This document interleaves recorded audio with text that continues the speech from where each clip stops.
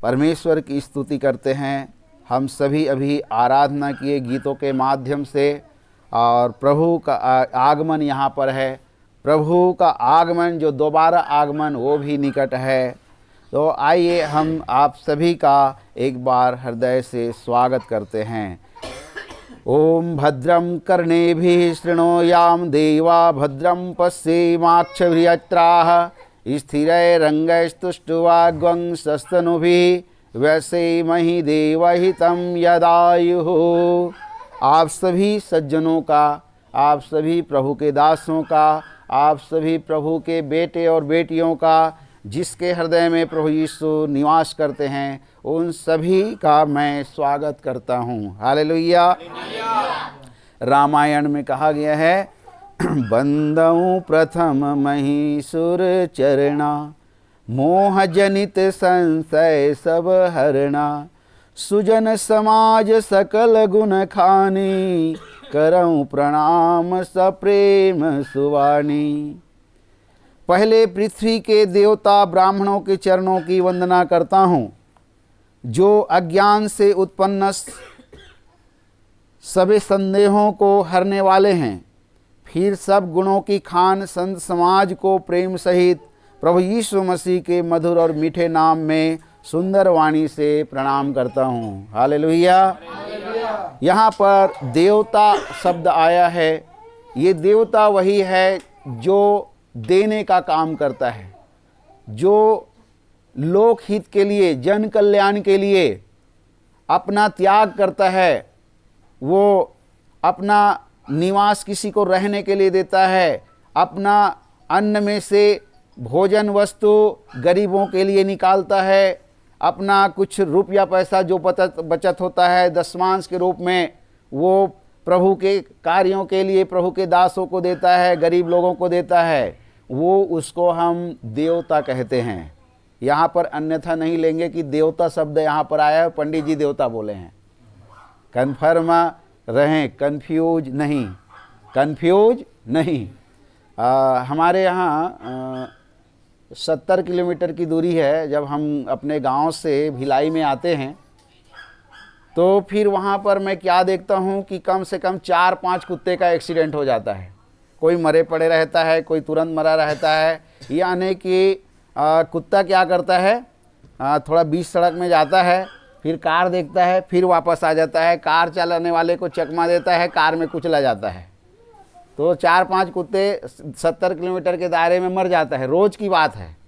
लेकिन भैंस मरे कम दिखता है, क्योंकि भैंस एक बार चल पड़ी तो मैं तो अपने मन के चली, है ना। भैंस कंफ्यूज नहीं होता, कुत्ता कंफ्यूज होता है। भैंस कन्फर्म रहता है कि मुझे देखेगा तो कार वाले खुद ही रोक लेगा। भैंस कंफ्यूज नहीं होता, चलता है। और कुत्ता कंफ्यूज होता है, इसलिए कुत्ता मरता है। आज संसार वैसी है। कुत्ते की तरह कंफ्यूज मत बनिए, क्योंकि कंफ्यूज रहेंगे तो मारे जाएंगे, कन्फर्म रहेंगे तो जीवन पाएंगे। हालेलुया। तो हम सभी कन्फर्म हैं कि यीशु ही मसीह है, यीशु ही उद्धार करता है। हालेलुया। अब हम वचन पढ़ेंगे, भजन संहिता 40 का 9 और 10 पद। आप जिसके पास भी बाइबिल है निकालेंगे। भजन संहिता 40 अध्याय का 9 और 10 पद।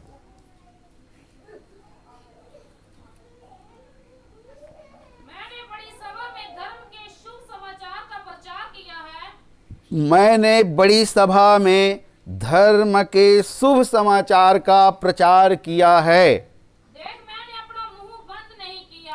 हाँ, देख मैंने अपना मुंह बंद नहीं किया। हे यहोवा तू इसे जानता है। हे यहोवा इसे तू जानता है। हमारा परमेश्वर जो सर्वशक्तिमान परमेश्वर है, उससे कोई बात छिपी है क्या? नहीं। हम कहीं भी रहें वो छिपी हुई नहीं है। हम जहाँ भी हैं, जल में, थल में और आकाश में, तो हमारा परमेश्वर वहाँ भी उपस्थित है और हम सबको देख रहा है। सीसीटीवी कैमरे में क्या लिखा रहता है? जहाँ जहाँ लगा रहता है, सावधान, आप सीसीटीवी कैमरे के नज़र में हैं, निगरानी में है। हम वहाँ पर तो सावधान हो जाते हैं, वहाँ पर चोर चोरी नहीं करता, वहाँ पर सोने चांदी की दुकान में जाता है और अंगूठी चोरी करता है, वो पकड़ा जाता है कि इसने अंगूठी चोरी किया। वहाँ पर सब लोग सावधान रहते हैं। लेकिन हमारा परमेश्वर जो हमको जीवन दिया है, क्या हम 24 घंटे एक्साइटेड हैं? क्या हम 24 घंटे परमेश्वर के भय में हैं? हम 24 घंटे परमेश्वर के भय में हम रहें तो फिर सीसीटीवी कैमरे की ज़रूरत नहीं पड़ेगी। हालेलुया। तो बड़ी सभा में हम सभी जो प्रभु के चुने हुए दास हैं, सभी बाहर जाते हैं, सुसमाचार सुनाते हैं। अपने गांव से, अपने घर से, अपने शहर से लेकर जगह जगह जाते हैं। आज प्रभु ने मुझे आप लोग के बीच में ये दोबारा मौका दिया है। तो और हम वचन पढ़ेंगे, नीति वचन 25 का 25, उसके बाद पढ़ेंगे यशायाह 52 का 7।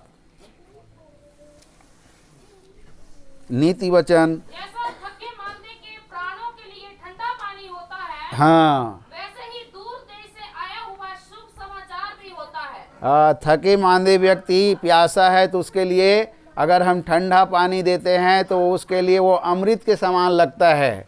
तो वैसे ही हम दूर देश से आए हुए हैं, 2000 किलोमीटर दूर से आए हैं, वो शुभ समाचार आप लोग को सुनाने कि यीशु ही प्रभु है, यीशु ही छुटकारा देने वाला परमेश्वर है, यीशु ही चंगाई देने वाला परमेश्वर है, यीशु ही सारे बंधनों को तोड़ने वाला परमेश्वर है। ये सुसमाचार लेकर हम लोग आए हैं। हालेलुया। अब हम पढ़ेंगे यशायाह 52 का 7। 52 मतलब 52 का 7।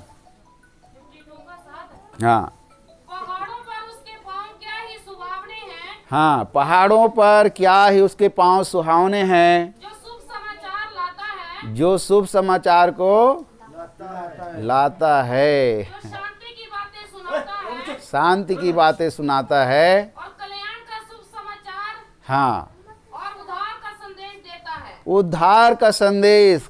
क्यों आए हैं भाई यहाँ पर? कितने नए घरों में गए, कितने लोगों को चंगाई मिली, छुटकारा मिला, शैतान के बंधनों से छुड़ाया गया।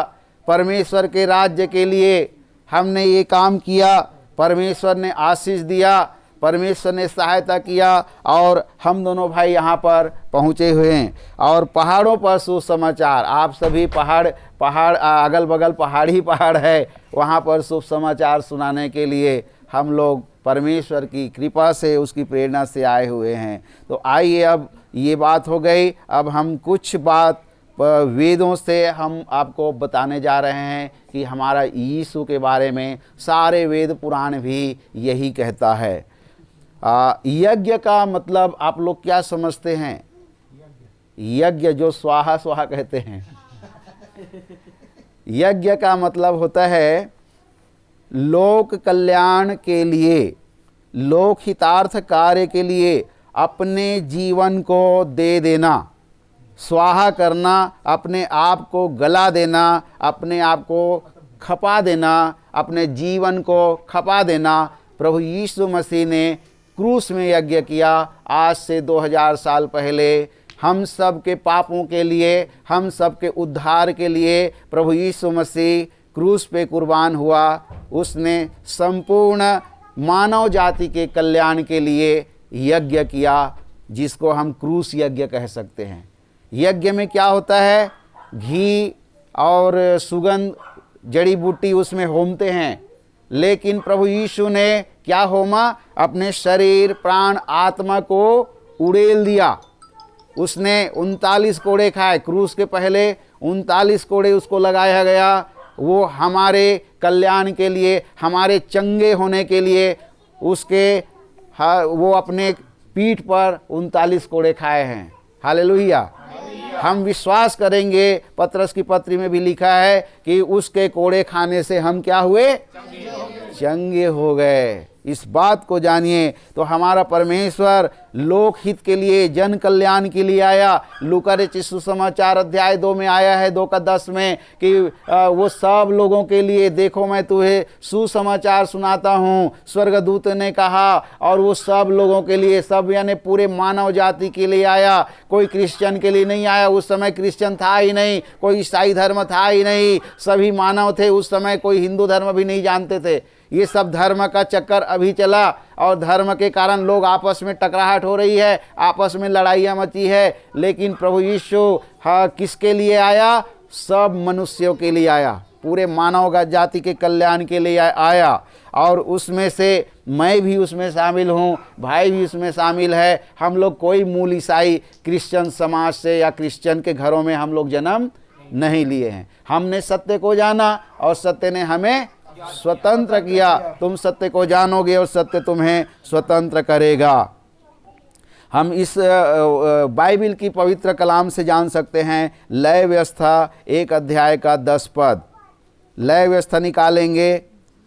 हमारे परमेश्वर जो निर्दोष मेमना था, जो प्रभु यीशु मसीह सिर्फ और सिर्फ एक पवित्र मेमना और निर्दोष मेमना वही थे उस समय शरीर में। उसके बारे में यह लय व्यवस्था में पवित्र बाइबल में लिखा है। क्या लिखा है? पढ़ेंगे 1 का 10 पद।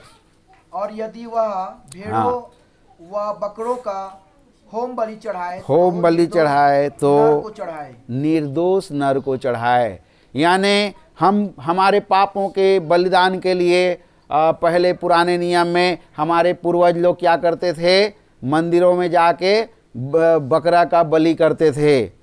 और उस समय कोई ऐसा नहीं था कि हमारे पापों की क्षमा के लिए बकरा या बैल की बलि कर दे और हम निर्दोष ठहरें। इसीलिए देखा, परमेश्वर ने जगत से ऐसा प्रेम रखा कि उन्होंने अपना इकलौता पुत्र दे दिया, ताकि जो कोई उस पर विश्वास करे वो नष्ट ना हो। ये परमेश्वर का वचन आप सभी जानते हैं, यूहन्ना 3:16 में ये लिखा है। तो परमेश्वर बहुत दयालु परमेश्वर वो हमारे बीच में आया और निर्दोष आया। और यूहन्ना रचित सुसमाचार 1:29 में यूहन्ना ने कहा, देखो वो परमेश्वर का मेमना जो सारे जगत के पापों को उठा ले जाता है। हमारे पापों के लिए, हमारे पापों के उठाने के लिए हम सब पापी थे। परमेश्वर ने देखा इनके पाप कैसे क्षमा होंगे। परमेश्वर